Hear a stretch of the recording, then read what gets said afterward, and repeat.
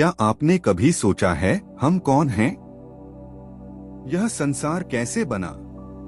क्या ईश्वर है? ये सवाल छोटे लगते हैं, लेकिन इन्हीं से शुरू होती है सोफी का संसार की रहस्यमयी और रोमांचक यात्रा। 14 साल की एक सामान्य लड़की सोफी नॉर्वे में रहती है। एक दिन स्कूल से लौटते वक्त उसे एक रहस्यमयी चिट्ठी मिलती है, तुम कौन हो और फिर दूसरी दुनिया कैसे बनी। यहीं से उसकी जिंदगी बदल जाती है। सोफी सोच में डूबी है। सोफी, मैं कौन हूँ? ये सवाल इतना सीधा कैसे हो सकता है? लेकिन जवाब क्यों नहीं आता? धीरे धीरे सोफी को और भी चिट्ठियां मिलती हैं। एक रहस्यमयी दार्शनिक अल्बर्टो नॉक्स उसे दर्शन के इतिहास की शिक्षा देने लगता है। यहीं से सोफी की यात्रा शुरू होती है। सुकरात, प्लेटो, अरस्तु से लेकर कांट, मार्क्स और सार्त्र तक।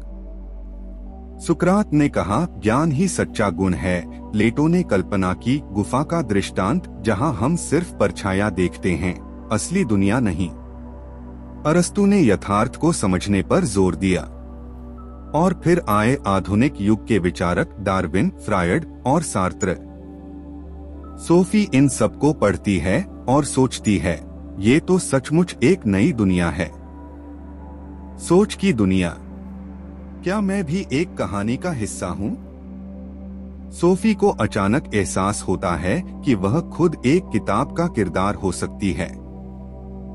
एक मेजर नाम का व्यक्ति उसकी और अल्बर्टो की कहानी लिख रहा है। सोफी, तो क्या मैं असली नहीं हूँ? क्या मेरी सोच, मेरी जिंदगी, सब कोई और लिख रहा है? यहीं पर दर्शन की सबसे गूढ़ बात सामने आती है। वास्तविकता क्या है?